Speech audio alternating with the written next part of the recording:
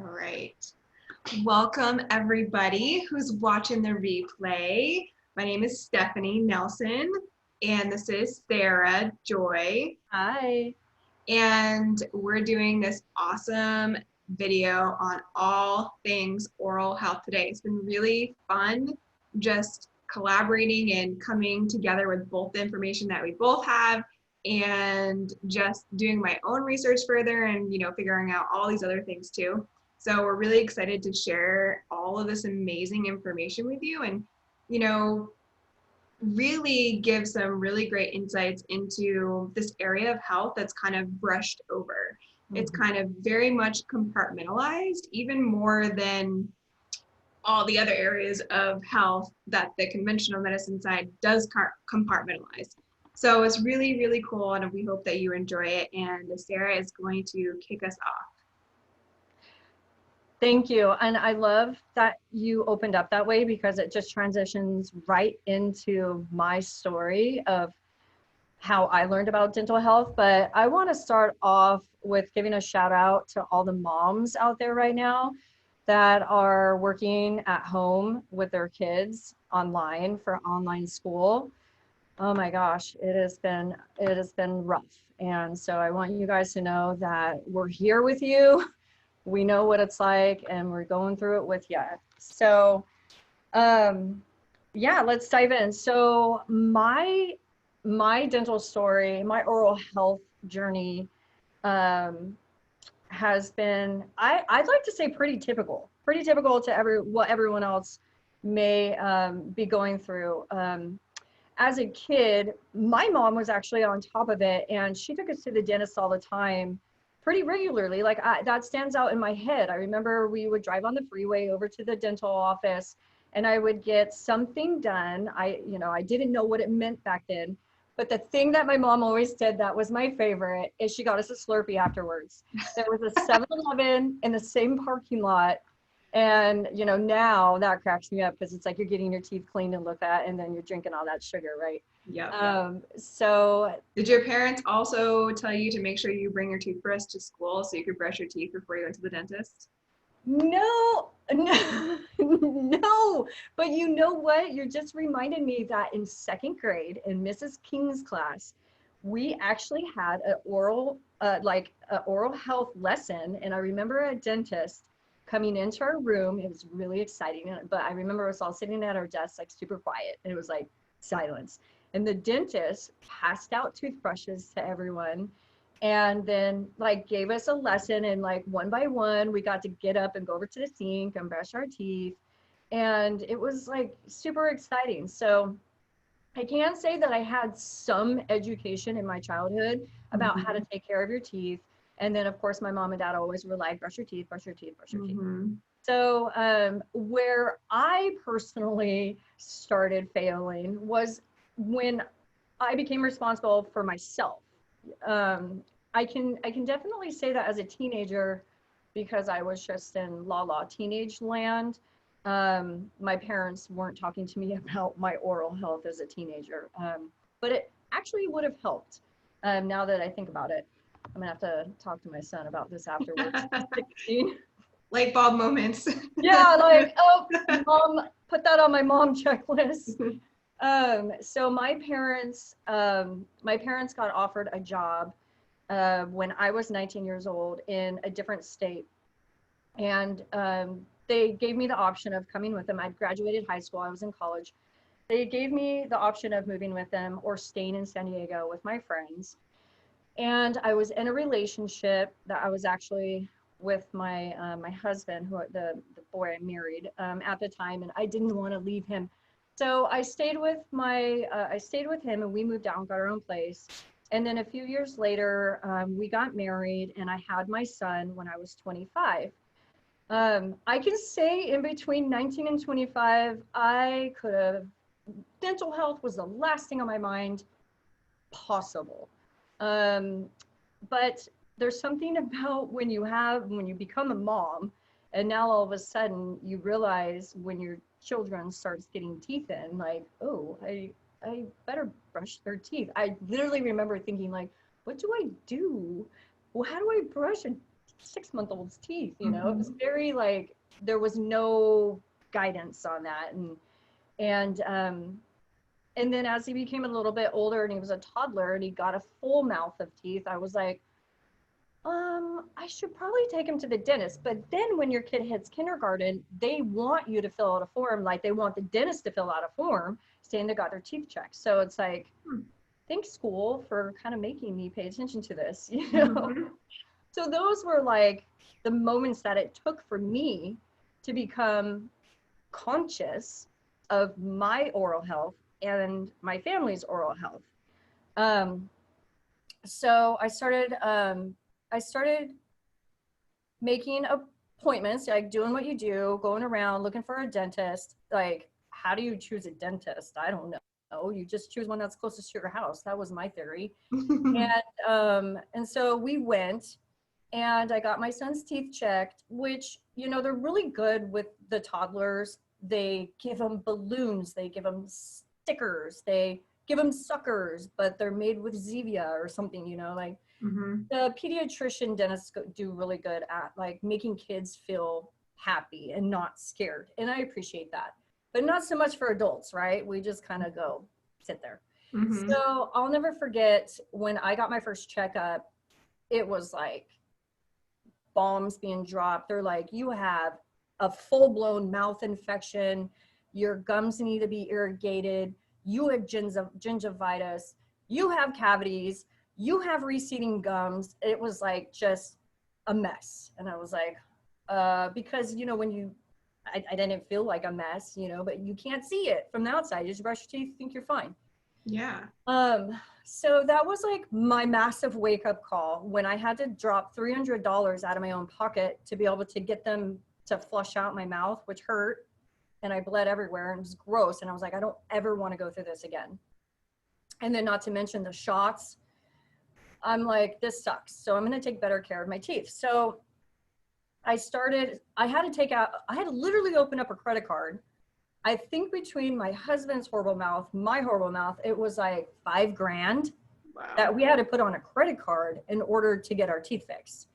And so that was a huge wake-up call to like how soda breaks your, this was way before I was a coach, how soda is horrible for your mouth, you know, coffee, and then just the lack of care, lack of flossing, lack of checkups. So I'd say since probably in my early 30s, I did like a complete 180. And I'll never forget this dental hygienist. She said to me one time, I just don't understand why people don't take their oral care more seriously. I mean, girls will go get their hair done. They'll go get their nails done. They take care of themselves in every other way. You know, taking care of your teeth, it's just like getting your hair done. Like it should be that much of a priority. And I was like, of course, because we get our hair done, we get our nails done. I'm like, thank you for like putting it in that perspective. Yeah. Right? Yeah. That should be up there. And I was like, okay, that's cool. So once I really just like got an idea of how important it is and how preventative it is, that's the key, right?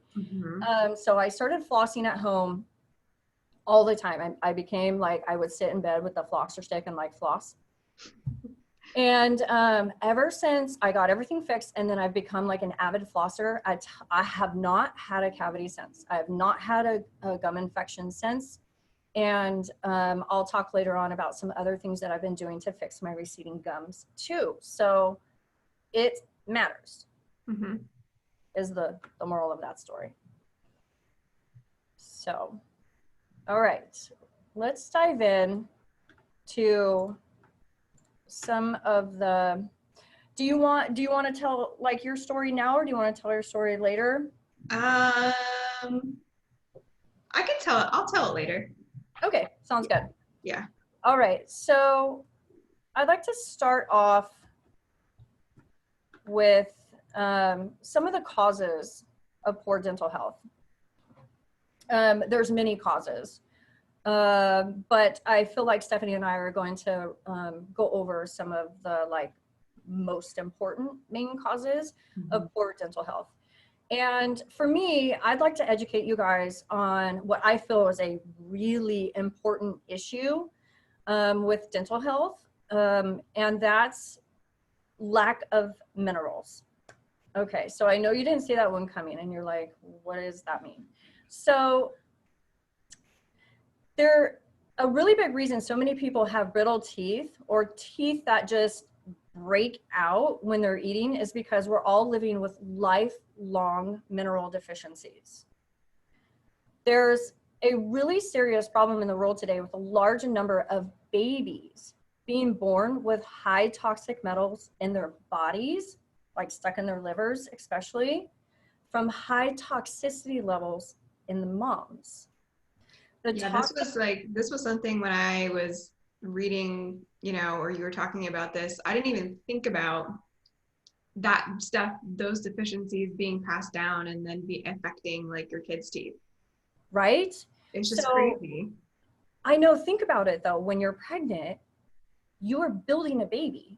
So Yeah. everything that you have in your body gets transferred to them in order to create them. So they will literally absorb, suck everything out of you in order to be built. But what if you don't even have enough to give them to begin with? Because we're so deficient from our moms too. Mm-hmm. And I'll go more into that. But I mean, that is a big factor, especially for people that are going to try to get pregnant or maybe even are pregnant right now, that they need to think about, you know? So the toxic metals that I was referring to is lead, mercury, cadmium, arsenic, and aluminum. When we have these high levels of toxins in our body, it disrupts our body's ability to absorb minerals properly. It's a big deal, okay? Think how many aluminum cans you drink out of every day. Are you drinking a Monster? Are you drinking a Rockstar? Are you drinking a Pepsi, a Coke? You know, there's even coconut water in cans. What about the La Crue sparkling waters? You know, think about it. Every time you drink that, you're ingesting aluminum. So we eat out of aluminum food containers. We use aluminum foil when we cook. How many times do you wrap your food in aluminum foil? Yeah, like I stopped doing that because I was like, wait, this is aluminum. I don't want to wrap my food in it. This is a metal. It's literally Yeah. a metal. Aluminum cookware, antiperspirants, antacids, aluminum inside table salt, some baking soda, baking powders, and there's even aluminum in some of the teas you drink. So that's quite a high exposure to just one heavy toxic metal that we are all up against every day, and that we pass to our babies when we make them. So again, having these high levels of toxins in your body disrupt the ability to absorb minerals. Okay, minerals are something we have to replenish on a daily basis. We don't make them, we get them from outside sources. So if we have something blocking us from absorbing it, and then we're not getting enough to begin with, that's a huge problem. Okay, so over the past few decades, because of the mounting toxins in our air, water, and soil, unfortunately, that have stripped crucial minerals out of our food and water supply, that in the past used to supply us with good overall health, not just teeth health, overall health. Our generations and the other generations under us are suffering from this depletion. So I'm going to talk about this in a few minutes, but I wanted to do a quick display of what it is that I'm going to teach you about in the next paragraph. So this is my salt. Hi, salt. I buy my pink Himalayan salt in like a big old bulk bag. I can get, I think, 5 pounds for like $10 at the store. And it's really great. It's great quality. Yeah, I love this store called the Grocery Outlet. So I use this airtight mason jar container to just, you know, keep it in. And then I have the bag in my cupboard. So one of the best ways that you can be affordably replacing your minerals, because what is salt? What is this? These are minerals. I'm holding an entire container of minerals in my hands. So I like and I'm training my kids, and I do this in my boyfriend's water every morning. So I just take literally like a pinch of salt. I'm at a small pinch, okay? And I just dribble it into my water, okay? You know, Now, it's funny that you say you're going over that because I recently thought about adding salt to my water because I watched like this documentary on water, and we have like a full house water filter, but our water is still coming from the city, which doesn't have any minerals in it. And we don't have any exactly. springs near us. It's like an hour and 45 minutes to the closest spring. So I'm like, maybe I should try adding salt. So maybe I'll do that tomorrow. Okay, exactly. So that's literally what I'm going to talk about right now. So I'll keep going, and then I'll elaborate on this. Okay, so not only is this an issue affecting us, but there's 3 other factors that I want to point out that go into the mineral depletion as well. So medications. How many people are taking a daily medication, whether it's a thyroid medication, an antidepressant, anti-anxiety? So many people are on medications. And one of like a very common side effect of medications is dry mouth. People are super thirsty all the time as a side effect. And on top of that, if you have been diagnosed with a thyroid illness because of your low functioning thyroid, that depletes your mouth's ability to create enough saliva. So that also causes excessive thirst. So 2 reasons people are excessively thirsty. And then in general, people are just not drinking enough water and are chronically dehydrated, which is like causing, dry mouth too. So these 3 factors also are a very common problem that are affecting oral health. And so when you drink a lot of water, okay, because of the dry mouth, because of the lack of saliva, because of the chronic dehydration, because when you drink a Pepsi, guess what? It dehydrates you. It doesn't hydrate you. It does the opposite. It makes you more thirsty, okay? So, so the minerals, like you were just saying, are totally stripped out of our water. I personally drink reverse osmosis water. It's called RO, which is basically what you just described. You have a whole house filtration system. So it's just stripping everything out because it's trying to get the chlorine, the pharmaceuticals, the sewage, everything out of it. And I have this dispenser. So I go to my local water store that uses a reverse osmosis filtration system, and I fill up my 8 gallons, 8 jugs at a time, and then keep them stored, So exactly what you were saying, it's like they are literally stripping everything out, including the natural minerals, like you said, that you would find in like a natural spring water or a well water, especially. So you have 2 options. You can either buy a mineral combo, like a blend of minerals, and you can just put a couple drops in your water if you prefer. But like I said before, this is just like a totally cheap and inexpensive way to also be getting your minerals back into your water. So I highly suggest just, using that simple technique to replace your minerals every day. Yeah, I'm totally going to try that. Yeah, seriously. Especially right now with how hot it is.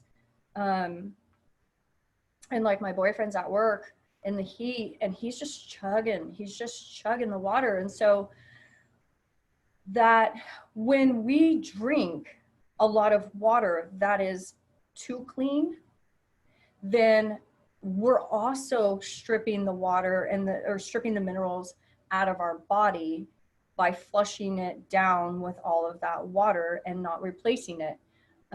So it's kind of, as you see, there's like a lot of factors that go into our mineral levels and keeping those good so that we can have strong oral health. Mm-hmm. So let me, I know I'm super tempted to just like calculate how much water do I drink in a month and let me just get a bunch of jugs of water and then drive an hour and 45 minutes to the natural spring once a month and then just drive back and I'll have my natural spring water. I mean, the fact that you even know where one is like amazing. Here in San Diego, I don't think that exists. There's a website that you can look and see where the natural springs are near you. Oh, really? Yes. Let Same. me try I to would find be it. curious to see if we even have one. I think California has quite a few. I don't know about San Diego specifically, but Cool. Yeah, I'll look that up. Spring water, natural spring water. might And be like the environmental working group. They might have a link to it. oh, I love the EWG. Of course they Yeah. do, right? Yeah. So the last thing I want to touch on about minerals is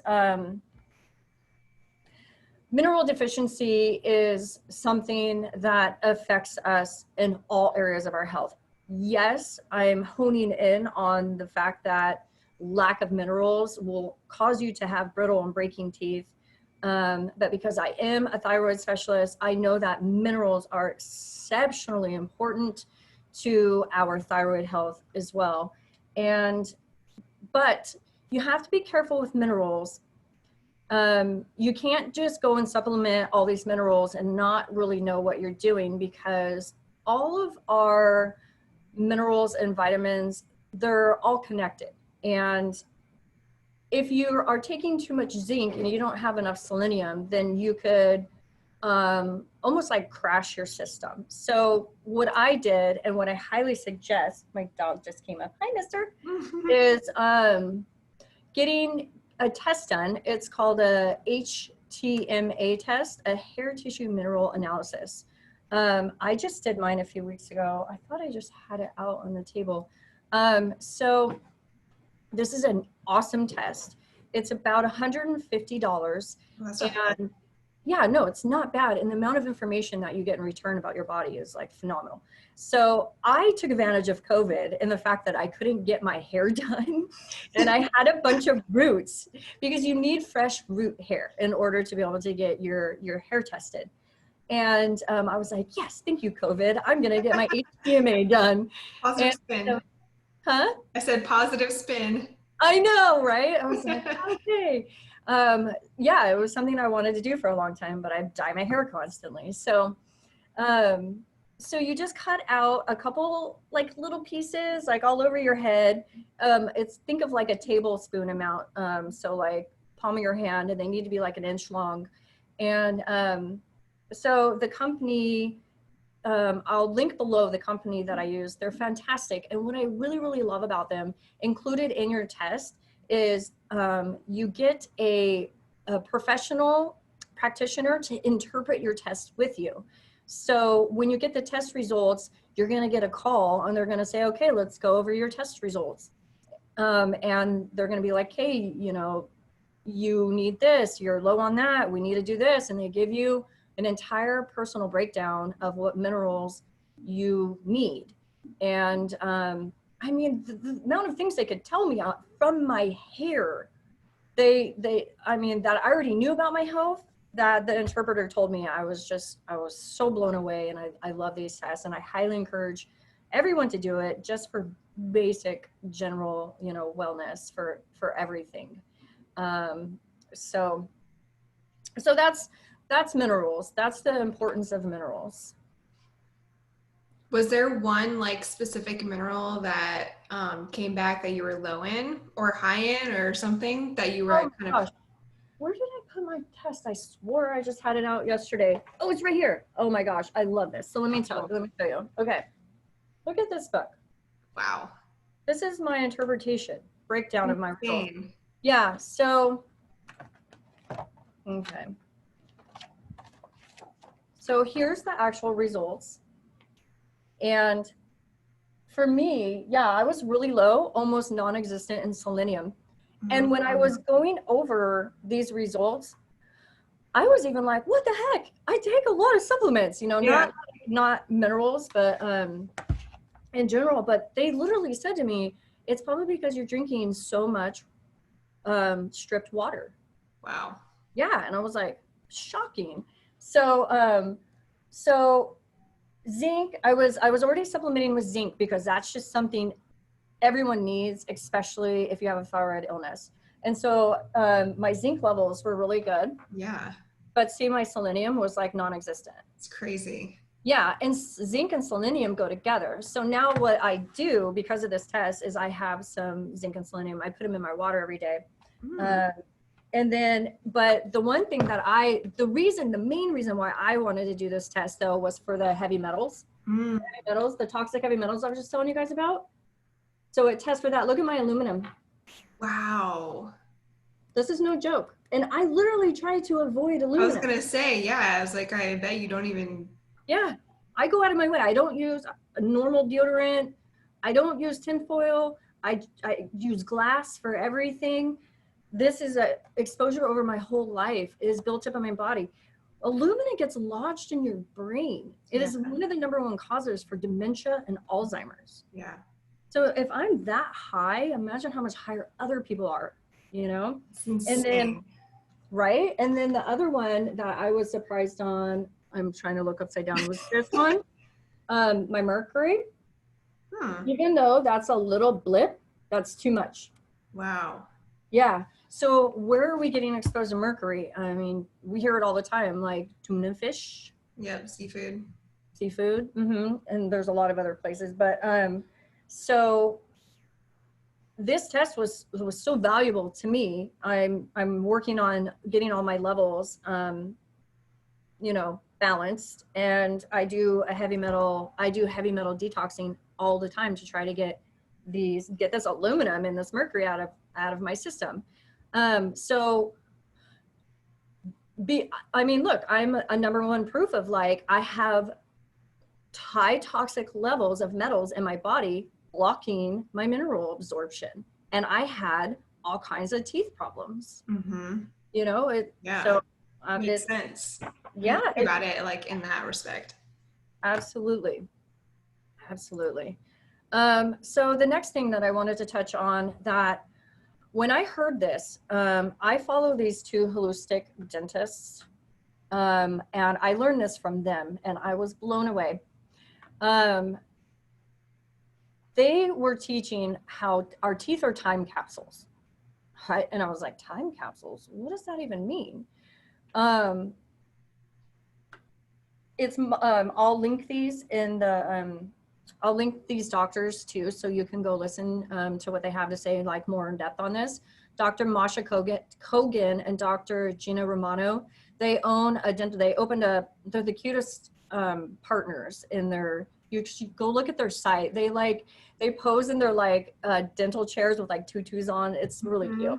But they have one called. They run the dental center of Westport, and they're basically explaining that. What happens to our teeth as adults, the premise for all of that fallout of your oral health happens from whatever you were eating as a child and into your teenage years. And a lot of people get frustrated with their teeth because they go, oh my gosh, I just started, I just went paleo, or I just went vegan, and I'm the healthiest I've ever been in my life, but now my teeth are falling apart. What the heck? I've seen a lot of people complaining about this in thyroid groups, just their teeth falling apart, and they don't understand why. So when you look at your teeth as like fossils, I mean, I don't know how else to say it, like what we did 10 years ago is affecting our teeth now. It's the same with your hair. Your hair is the same way. If you went through a stressful situation a year ago, your hair can start falling out 6 months later from the the adrenaline that you had still circulating in your body. That's going to make your hair fall out. So it's the same concept of your teeth are time capsules. So say you want to start protecting your teeth now and changing your oral health, you're like, okay, so I'm 40. Okay, so I want to have good teeth when I'm 50. So I'm gonna start doing things now to be able to promote healthy teeth then. How do you feel about that? Yeah, I mean, that makes a lot of sense. Yeah, I love that one. So the next thing I wanted to touch on was this myth that everyone's heard of. I was told this myself from my dental hygienist. And so who's been told to stay away from lemons, limes, and oranges because it's bad for your enamel? Have you ever been told that? So I haven't been told that, but one of my best friends, she has terrible teeth. Her husband has terrible teeth, and their kids have, terrible teeth. And their dentists have always told her to not or to stop drinking lemon water because it's going to hurt her teeth. See, exactly.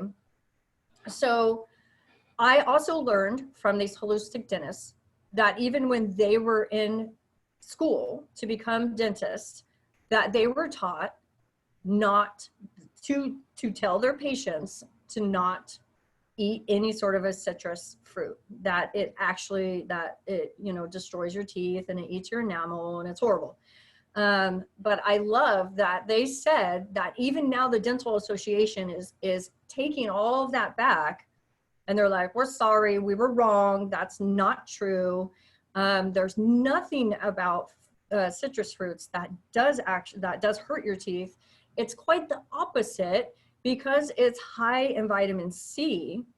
It is a really great antibacterial for your teeth, which fights the bacteria that gets lodged in your teeth from all of that rotting food if you're not flossing. That is the #1 causer of gum disease.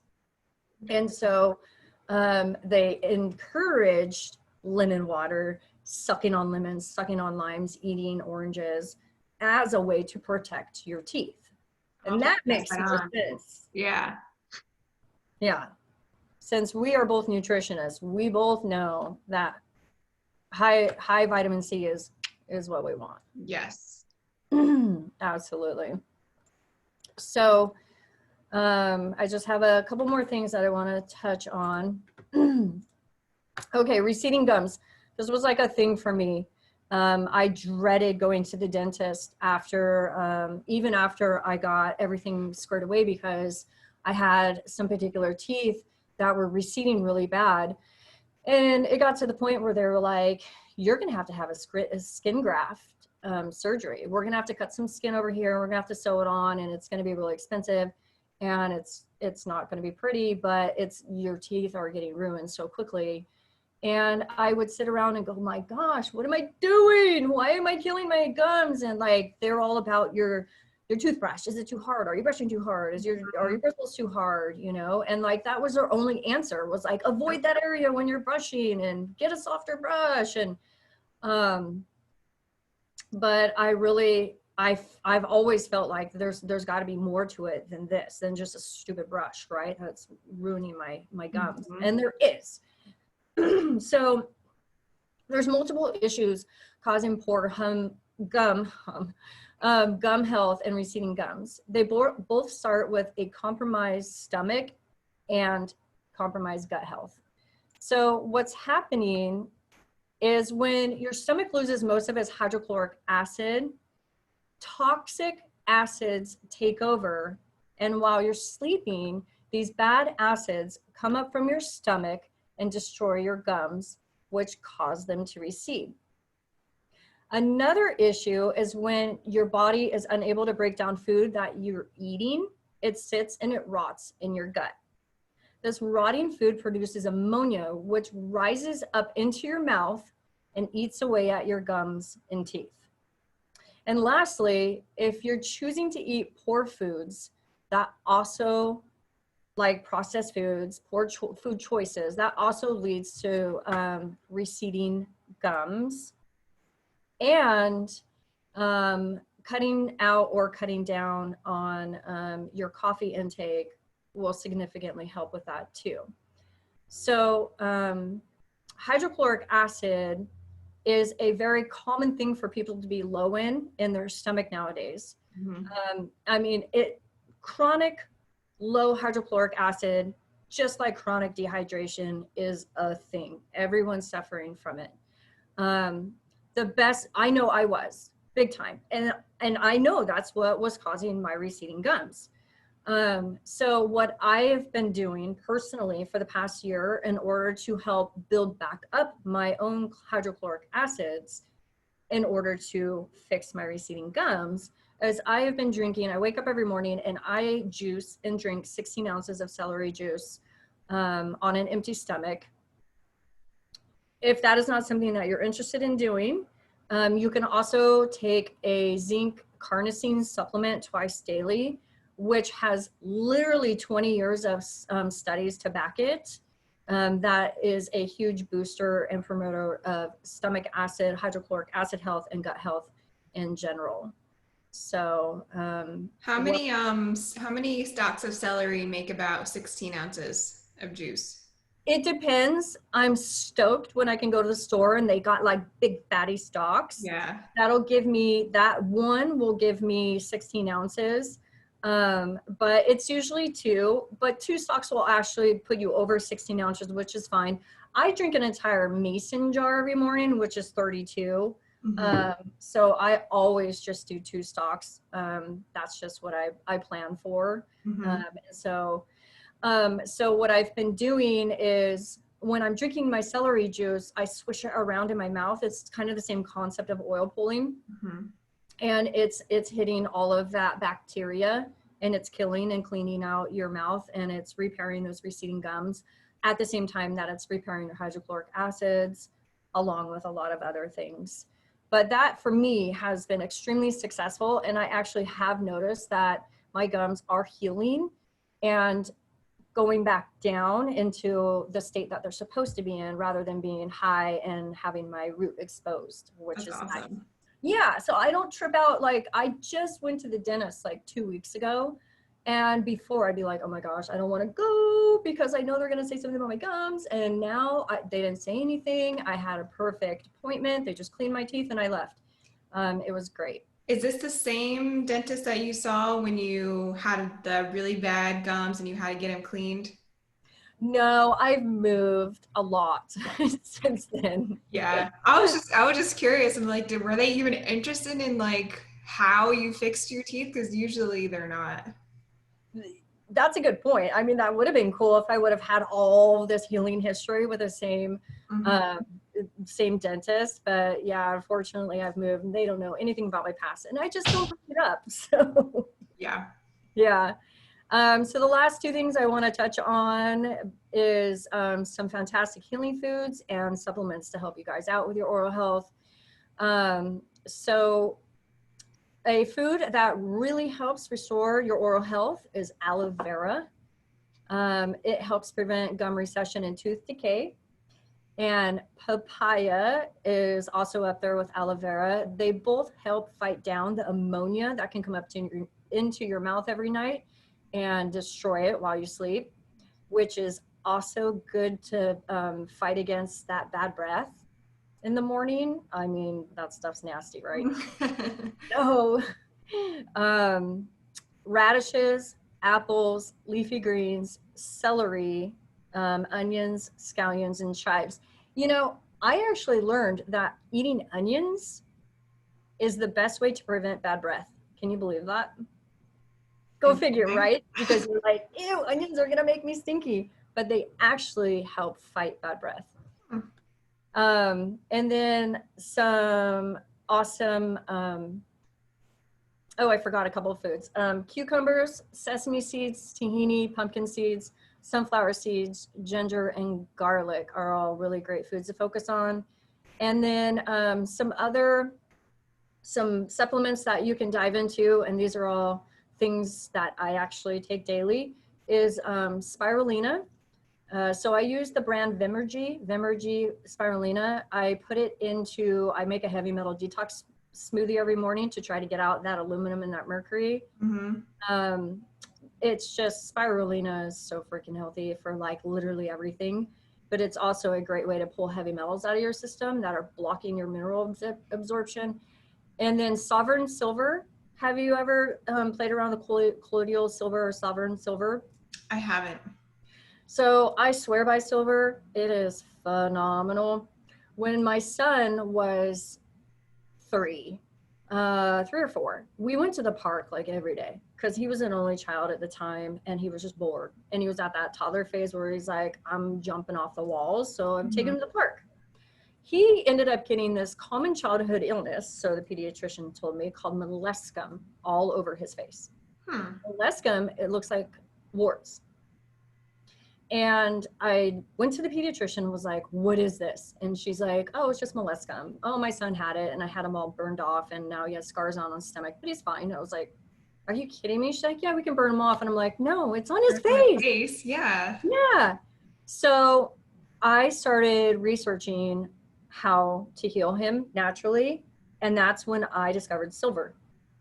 So I bought a topical silver, and one he could drink, and they all went away. Wow.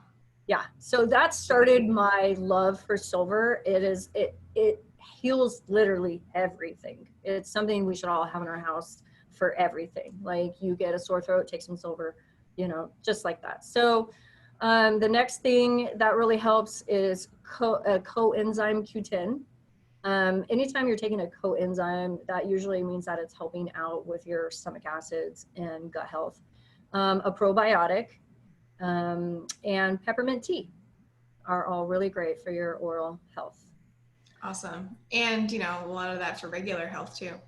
Exactly. And that's what, thank you for pointing that out, because a lot of these things that the foods and the supplements, like these will heal you in all areas of health, not just your oral health, but yeah, so they're just good general or overall health. Yeah, exactly. All right, I am done. I'm going to That was awesome. That's like one of the other things I love about doing things like this, because I just learned so much too. So that was awesome.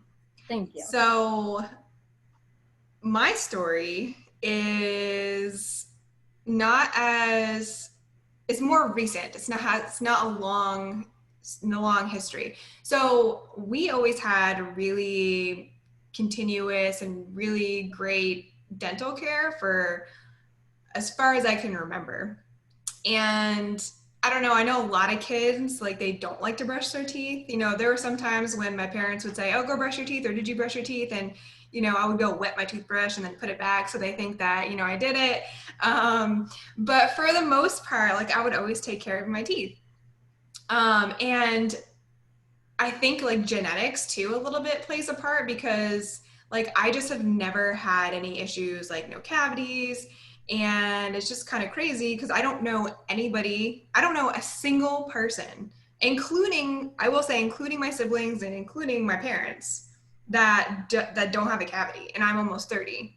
Wow. So I don't know if I just got like the jackpot and like teeth when it comes to that. I don't know, but more recently, about 4 years ago, I had a couple of things like with my mouth start to happen. So one is I have this front tooth that has started to darken. And all the dentists that I've had I think 2 or 3 since that started happening. And they all say that it's, it's a dead tooth, like there's nothing you can do about it. And they really, every single time they want me to just inject bleach into my tooth. Because so it's like white like the other ones. But I'm like, for me, I'm like, I don't really care that much because like I can't see it. So I would rather not have bleach in my mouth. Yeah. But like when they do the scans and things on it, like there's nothing rotting, there's no infection. So like to me, it's like, doesn't make any sense, right? Yeah. And then the other thing was like down on the bottom, starting to get porous teeth. I don't know if that's like the correct like dental term. It's not receding gums, but you can see that it's at the bottom, it's a little bit darker. So it's just kind of weird. And, like what we do with like transformational nutrition coaching is we look to find like the root cause. And part of that is looking at timeline. So when did these things start happening and what other things were happening in your life at that time? So for me, this started happening about 4 years ago. And that's when like the worst, like the deep dark pit I was in with anxiety, like was at like its peak. So I'm thinking like that has to have something to do with what was going on there, like knowing the nutrient deficiencies that I had, just like the stress and things like that. That has to play a role in that because I've been anxiety free for 2 years now, and the tooth start is still getting darker, but like the receding, or not the receding, but the porous, because they measure it. They can measure like to make sure it's not getting worse and worse, and it hasn't gotten any worse in like 2 years. So like all of this oral health, like learning more about it, like I'm really excited to see like putting into place different things, like how that's going to positively affect my oral health, and more about that later. One of the current things that I'm trying and I'm really excited about. So that's my little bit of my dental story. Do you know anybody who doesn't have a cavity? No, you seriously, I'm gonna make you a trophy and send it to you. Like It's the big tooth on top. That's amazing. I've never heard of that. Yeah, and it's not like I grew up eating, pretty much the standard American diet. I mean, we didn't have that much soda, but we're a sweets family, so we always had, dessert and, carbs and, all that kind of stuff, like processed carbs. So yeah, it still kind of like baffles me. I will say though, a couple of years ago, they did say that I had like some black spots on like my teeth that they're watching, but nothing's happened with that either. Wow. So I Wow. don't know.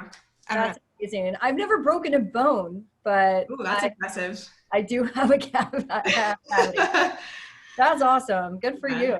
I've broken 2 bones, so I guess take There you some, go. maybe some. Well, I'm glad you've never had experience them putting the shot in your mouth to numb it and all that. It's awful. So good for you. Actually, I did have teeth pulled. I don't know if it's the same thing. Oh, yeah, Might be, in a little but bit, but um, yeah. yeah. So the big thing about our oral health that it's really commonly talked about is bacteria. And in bacteria in general always gets a really bad rap. We're a germophobic society. And I don't know if that was just a marketing thing that happened when all of these disinfectants and antibiotics were created just to get us to use it and be fearful of bacteria, which I think it probably was. And it's Absolutely. just been passed on from generation to generation. But we think bacteria, we think kill. And that's the opposite of what we need to be thinking, because we have bacteria all over our bodies and inside of our bodies, and it's there for a reason. It's there to protect us. One of the most important microbiomes, so the community of good and bad bacteria that we have, is in our gut.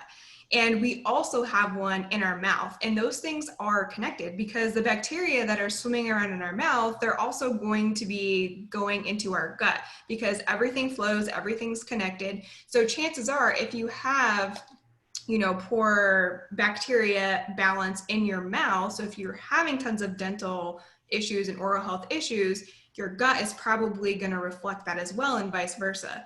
So when you think about, okay, bacteria in your mouth, we need to get rid of that. What do? You want to go right to the mouthwash. And who knows, maybe this is another reason why like my teeth have stayed so well, is because I've never used mouthwash. I don't know. Yeah, I avoid Listerine like the plague, by the way. It Yeah. is so harsh on your back. You're stripping your floral bacteria out. Yeah. Yeah, it's just like all the other, I'm sure, I haven't looked into it because I don't use it, but all the other toxic chemicals that are in it, because they're usually like blue or green. And Mm-hmm. we think if we're not ingesting something, if we're not swallowing it, then it's not harming us, and that's just not true. Just like there are supplements that you can take sublingually, meaning you put it under your tongue and it dissolves and it goes into your bloodstream. The same thing happens when you put anything into your mouth. So that's another just like side note about, you know, mouthwash. So the mouthwash, just like antibiotics, it just wipes out everything. It doesn't differentiate between the good, the bad, and we need a healthy balance of both to protect us. So typically we're going to have more of that good bacteria than the bad bacteria anyway, if we're cultivating a healthy microbiome. And the good bacteria will take care of the bad bacteria pretty much on its own in most cases, if we have a balanced microbiome. So one of the things that we can do is, like you said, you know, doing the celery juice, that's going to help.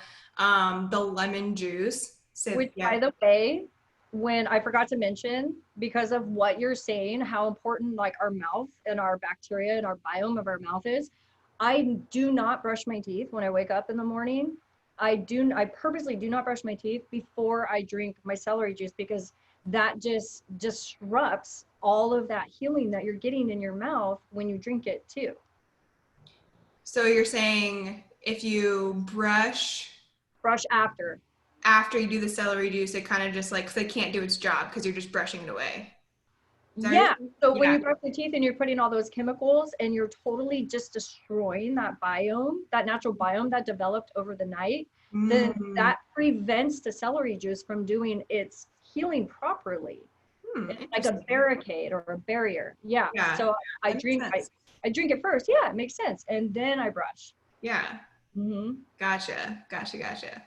Yeah. So it's just, there are so many things that you can do, just like with your microbiome and on your body and in your body elsewhere too. Um, and another really interesting piece of information about flossing that I learned when I was doing all of this is that regular flossing, there's actually no evidence to support regular flossing, which I was like, that's kind of surprising, because that's what all the dentists tell you is you should be flossing like once or twice a day, and most people floss like once or twice a year, and that's like me. Actually, the only reason why I floss is because I have one of those wires down here because I had braces. So that will just get really gunked up if, you know, if I don't floss it every once in a while. But there was a quote I found from one of the articles that I was looking into that said, from the president of the American Academy of Periodontology, so the specialist in preventing gum disease, that he acknowledged that the evidence for flossing is weak. So what I took away from that was, you know, it might just be one of those practices that had, you know, limited evidence, and then they just never pursued it further, and it just became common practice. So I thought that was an interesting piece of information. And another piece of information about flossing that I found was that flossing, if you have like an infected area, it can actually transfer that bacteria from tooth to tooth if you're flossing that way. Now, I know there might be, I think you're supposed to like move like the floss string from tooth, like when you go from tooth to tooth. How many people do that? I know. Do you do that when you floss? Well, I mean, Well, you have the have picks, right? to. Well, I guess that would be the same No, thing. no. Okay, so I stopped using the pick because it actually doesn't like get into your crevices. You actually need the string so you can like bend it and move it. And yeah, after I floss, I really feel that like with the string, I feel the difference of like you can, does this make sense? Like you can feel the gaps between your teeth Yes, again? I know Like, exactly what you're talking you know what about. I mean? It's like that Yep. clean feeling. Yep. So I really like the string, but yeah, I don't really move it in between. That makes sense. But that is really strange that there's not a lot of evidence on flossing when that's like such a pumped message from a dentist's office. So maybe there is just not a lot of funding that went into that. You know, that doesn't Yeah. mean that it's something that we shouldn't do, you Yeah. know? I don't know if it's something that'll necessarily hurt you unless you're transferring that bacteria, but there's no evidence to prove that it's going to reduce your risk of cavities or gum disease or things like that, if that makes sense. Interesting. Well, I can tell from my own experience that ever since I started flossing all the time, that I haven't had any gum disease or cavities. Yeah. So, Yeah. So so like I would probably keep doing it. Now exactly. that you're in the habit of it, it's like, why not? Like, because it seems to be working. So yeah, Mm, so I just came across that and I was like, that's really, really interesting. yeah. Um, so the next topic, big topic, is fluoride. Mm. So most dentists and health officials have deemed fluoride as the key to great oral health. But somehow we have really bad teeth still. So it's just kind of like we have the greatest medical system and state of the art facilities and medicine and doctors, but we're one of the sickest countries in the whole world. So fluoride, what we know about fluoride is that it is toxic to the nervous system, just like lead. And lead has been banned from paints and things like that because it causes issues with brain development, among other things. So It's a toxic heavy metal. yes, so it's like it's being pumped into our water supply and we're drinking it on a daily basis. It just like blows your mind when you figure this stuff out. And especially with kids, because it gets stored in your bones or in their bones quicker and easier. So think about if your kid and you're drinking that fluorinated water from the time that you were able to drink water, a baby, and then till now, and it's like everyone has all these health problems, and it's that's could be one piece to that puzzle. Yeah, I've studied fluoride quite a bit because fluoride and thyroid issues is a huge thing. Because fluoride, like you said, is a toxic heavy metal and that blocks the uptake of minerals, which what's a huge thyroid mineral that we all need? Iodine. Mm-hmm. Okay. So fluoride, there actually is a lot of studies that have come out that show that it exactly what you're saying, like it actually does the opposite and it creates brittle and broken bones. It leads to osteoporosis. It is horrible. Mm-hmm. But yet the dental association has absolutely pushed it on us as something necessary. And I think it just all goes back to like what you said before, just that marketing for money. Mm-hmm. Yep. So Your hair analysis test, did it test for fluoride? let me look. That would be interesting. Because and I'll talk about some things that you can do too. And one is like we've talked about before, is to filter your water. And Oh, lead, yes, lead's right here. what about So fluoride? no, not Florida in particular. Hmm. Yeah. So we have a whole water filtration system, but it does not do fluoride. There's like a whole separate one I have to buy in order for it to get the fluoride out. So So do you know if your county puts fluoride in the water? Have you it checked? it does. So you can actually go on to, so it's required legally for wherever you get your water, if it's city water, town water, if it's not well water, spring water, um, they have to test their water for a handful of chemicals, and they have to report it, and then there's a legal limit that's allowed to be in your water, and then of course the safe limit is like way down here, and here's their safe limit, and then some water supplies are even above the legally safe limit. Yeah. So I actually checked when we were looking into whole house water filtration systems. I looked at the fluoride level of the water that we were getting supplied with, and it was relatively low. So that's why I chose not to do it at that time. But going through this has me thinking, I grew up with well water. Mm. I didn't start drinking city water until I was like 20 maybe. Maybe that's why you've had no cavities because you had a sufficient supply of minerals your whole life. It definitely could be. So that's like another very interesting point. And I don't really know like what well water, like there could be other things in there too, depending on, because there's farms and things like that. But yeah, so just like super interesting. I'm like, maybe I do have like a fluoride toxicity, and you know, getting that out and doing the detoxification could help eliminate that. But You definitely just spiked my interest in if there's a particular test for high amounts of fluoride. Yeah, I bet you there is. We just have to dig for it. So what kind of toothpaste do you use? So I always grew up using what everyone used, Crest, Colgate, things like that. It wasn't until recently that, I learned about the toxic, chemicals in toothpaste along with the fluoride that's in typically all of toothpaste. So I started doing fluoride free.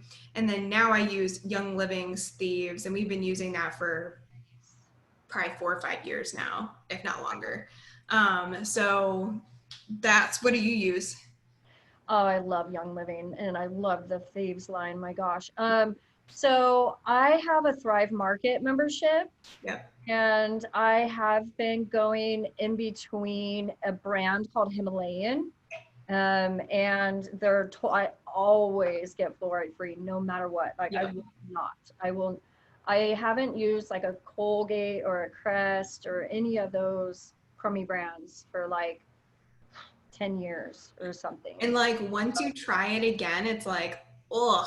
It's Oh, like, I know, how did I use this for so long? right? It leaves such a disgusting like taste and texture compared to the all natural ones Mm-hmm. that are it's strange. I mean, Yeah. like the other brand I love is Jason. Yes, I've It's heard of that one.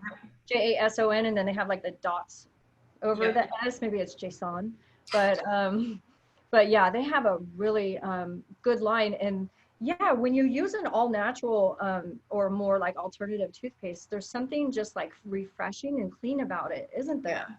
Yeah. It definitely can take a little getting used to because you're not going to get typically that big Yeah. foaminess that you're used to.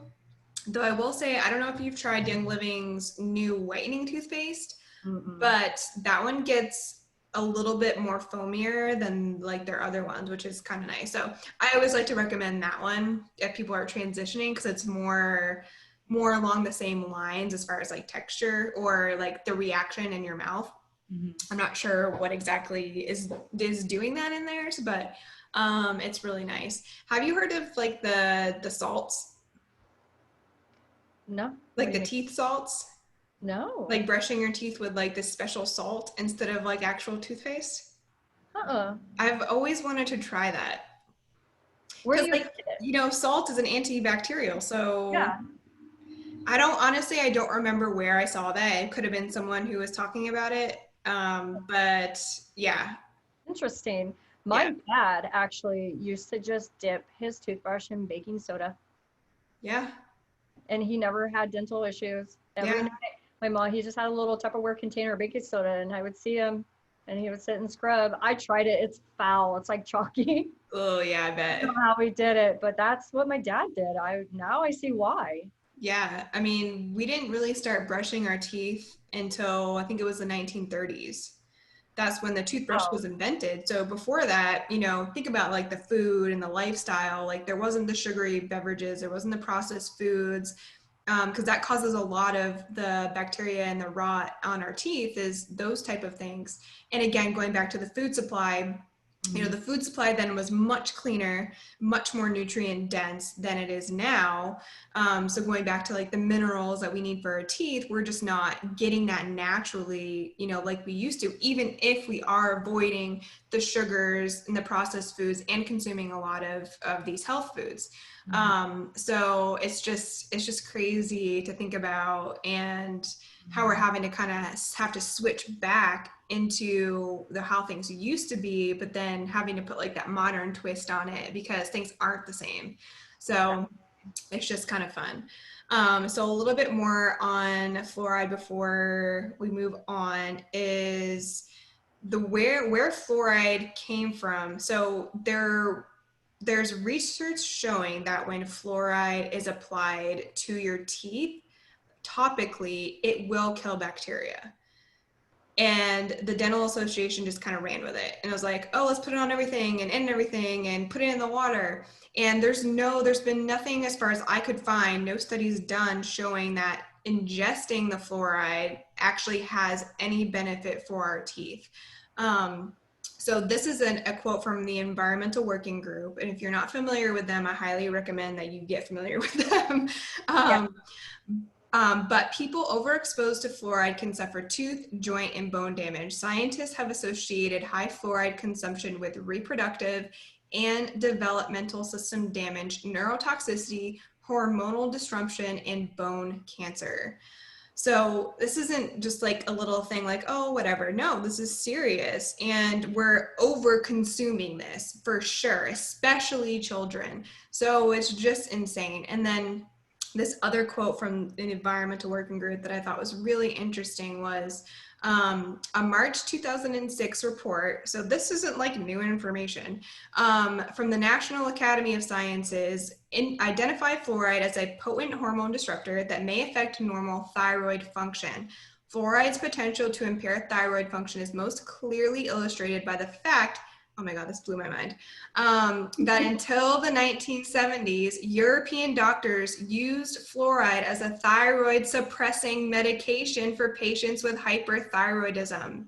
Today, many people living in communities with fluorinated tap water are ingesting doses of fluoride that fall within the range of doses once used by doctors to reduce thyroid activity in hyperthyroid patients. Welcome to my world. And that's common. That is very common. Yeah. We start to do the research on some of these things that are in our personal care products and things that, you know, we're ingesting. These things were once used as medications and then banned, but then somehow they deemed it okay to be put in all these other things. So, and every time we take a shower, we're bathing in it. Every time we wash our dishes, our hands are soaking in it. And they push it on us at the dentist. They push it on us in our toothpaste. They literally put it in bottled water and they encourage you to feed it to your children. Like, it's insanity. Isn't it in infant formula, or is that they just suggest not to use tap water with infant formula? I never used formula, so I'm actually not sure, but I wouldn't be surprised. Yeah. So it's just, so yeah, going back to, you know, it's really, really important to find a filter. You can get, you know, if you can't do a whole house water filtration system, which I will say what we got is really affordable considering like what we were paying, and, you know, the filter for our refrigerator that probably wasn't doing anything, and the fact that it's filtering out all the water that we're bathing with, cooking with, and drinking. But you can get, you know, the shower heads, and you can get just like the ones to fit on your sink if you just want that for your drinking water and cooking water. Which do you have? You said you had a full house water filtration system. So I'm a renter right now, so I can't have a whole house filtration system, but you best believe that that is when we purchase our house next year, that is the first thing that's going in, because I am hardcore about this, because I love taking baths. I am like a soaker. I want to soak. And right now I look at my bath and I'm like, you're scary. I don't want to sit in you water. So there is, so I have a shower filter. It's the picture of the one I sent you where it's just like this huge filter that hangs down, and then the shower head that sprays on you. And that gives me a lot of peace of mind that at least I can take a clean shower. But for cooking, I only use my purified water. I never ever use tap water for my cooking, for my smoothies, nothing. So the only way that we're exposed to fluoride and all the crummy stuff in water is basically through bathing. You know what I'm most excited about too with the whole house water filtration system is that I can provide my garden with clean water. I hate that I have to use crummy water on my garden, and then growing that junk in my food. And so, yeah, that's awesome that you have that right on. I'd like to know, send me a message and let me know what system you're using. Yeah. We used the not Berkeley. We used Aquasana. Oh, just, okay. I've heard of that one. Yep. So they have like different types based off of like the size of your home, how many people live there, things like that. So cool. Totally worth it. Yeah. So, you know, again, you can check your water supply online. And then if you're interested in finding spring water, you can go to findaspring.com, put in your zip code, and then it'll show you the different springs. I've done a little research on it, and I would recommend trying one that has more information on it, because I think anybody can like submit one. So just me Oh, to be cautious, I would want to make sure it's like a legitimate like spring, and not, something that's, could potentially be harmful. So, what's one really awesome other thing that you can do to create a really great microbiome in your mouth? And one of those things is oil pulling. So, it's an ancient practice of swishing around about a tablespoon of an oil, like olive oil, coconut oil, or sesame oil, around in your mouth 3 to 5 times a week for about 10 to 20 minutes. And it sounds like really insane, and time consuming, but you just do it when you do other things. So like I'll do it when I take a shower. And by the time that I put it in my mouth, get my shower running, get out, dry my hair, put on my moisturizer, like I'm pretty much done. Like the 15 minutes is up. So it goes by really quickly. And it takes a little bit getting used to, but the benefits are really, really high. And I used to do it actually almost every day. And then I just got out of the habit. But coconut oil contains like a lot of numerous compounds that are great for just overall health too. So by again putting that in your mouth, you will absorb, those things through your mouth, and you'll receive the benefits that way. And then the oil pulling just detoxifies your mouth. So it literally pulls toxins out, and then you just spit that oil out into the trash and say bye-bye to toxins. And then it just creates this really great balance of bacteria in your mouth, which again, we need bacteria. So some benefits of oil pulling is to treat tooth decay, kill bad breath, heal bleeding gums, prevent heart disease, reduce inflammation, whiten teeth, soothe throat dryness, prevent cavities, heal cracked lips, which would be a great thing to do in the wintertime. Because like when you're swishing it around, it's just inevitable you're going to get some on your lips. Like it happened to me when I did it the other day. So it's a nice like conditioner like for your lips. Boost your immune system. Again, with the bacteria, our gut microbiome is like 70% of our immune system. So yes, boosting your immune system. Improve acne, strengthen gums and jaw. So lots of really awesome benefits. And really all you have to do is just gently swish. So it's not like a hard swish like you're doing mouthwash for 30 seconds. It's just like, put it in your mouth, just kind of swish it around, la-di-da, and then I like to add a Young Living vitality oil. So something that's designed for internal use. So I use orange or thieves or peppermint to add flavor, especially if you don't like the flavor of the oil swishing around in your mouth, which most people don't. So adding an oil can really help with that, and it'll just add some other benefits too. So it's really, really cool. And if there's anyone who is interested in oil pulling, we're doing an oil pulling challenge in my group, Freedom Self Sisters, right now. So you can still join, and we'd love to have you in there. And that actually sounds really cool. Like I totally thought of putting like a spearmint or a peppermint and then swishing that would, so it's like refreshing and healing at the same time. So I was thinking about your challenge, and I wanted to tell you that I'm actually going to join. Yay! So I still do have one tooth right here that has the receding gum that I'm trying to repair. After you started telling me about it the other day, I was like, you know what harm could it do? Like, I'll give it a try. I'll take some like before and after pictures too, and see, just see how it goes. But I've never tried it, and it actually sounds really good. And those are some amazing benefits. And we are going to be changing seasons pretty soon. And I love that idea of like a lip conditioner, because I always get the worst chapped lips, and I hate them. And then I pick at them and I make them bleed, and it's just stupid. So the oil pulling will definitely help with that for sure. So get into the habit of it now, and then by the time that comes, you're like, it's already part of my routine. I don't even have to think about it. Yeah, but you make it sound easy. I'm like, oh, I could do that too. You're in the shower, you're washing your hair. It's like, I let my purple shampoo soak, I shave, I swish. It's like, yep, exactly. Then you're like, you're done. Yeah. Yep. You get out like a whole new person. Yeah, exactly. Your own personal spa. Yeah, right. Well, that is all I had.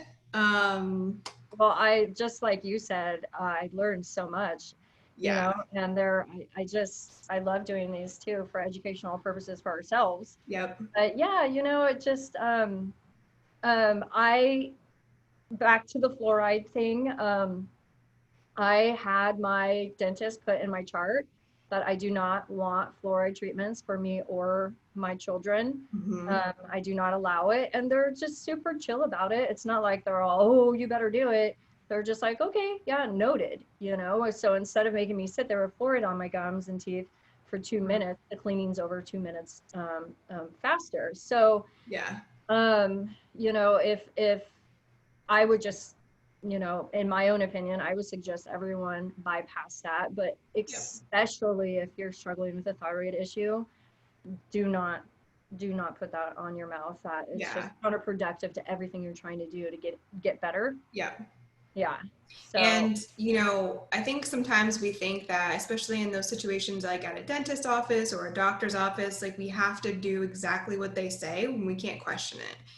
And that's just not true. If you don't need the fluoride, like there's no, like I said, there's no evidence that it does anything. yeah, So there's a lot of evidence that it harms you. exactly. Yeah.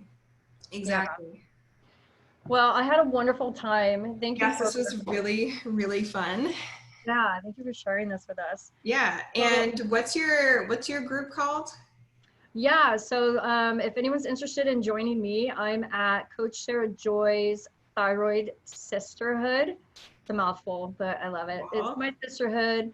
I go live every Tuesday, and I'm always giving a lot of lessons on thyroid health in general, and I also provide a lot of tips and nutritional information. And I'm actually going to be running a special right now on my coaching services that if you're interested, you should probably come check out. So you can follow me on Instagram at Coach Sarah Joy, Facebook Coach Sarah Joy, Facebook group Coach Sarah Joy's Thyroid Sisterhood. awesome. And like I said before, I'm doing an oil pulling challenge in my group, Freedom Self Sisters. It's all about anxiety support. We do tips, tricks, things that you can do to help overcome, manage your anxiety. And we do lots of fun challenges like this. So would Awesome. love to have you there. And I'm All right, also well, I on will join there. Instagram at stephanie.nelson.ctnc. I think that's what it was. Yeah, Stephanie Nelson, CDNC, girl. Awesome. All right, well, thanks so much, everyone. If you got all the way to the end, we learned a lot. And if you did watch this all the way to the end, why don't you drop a comment and let us know what you thought or what you learned. Awesome. Thank you, everybody. All right, talk to you later. Bye. Bye.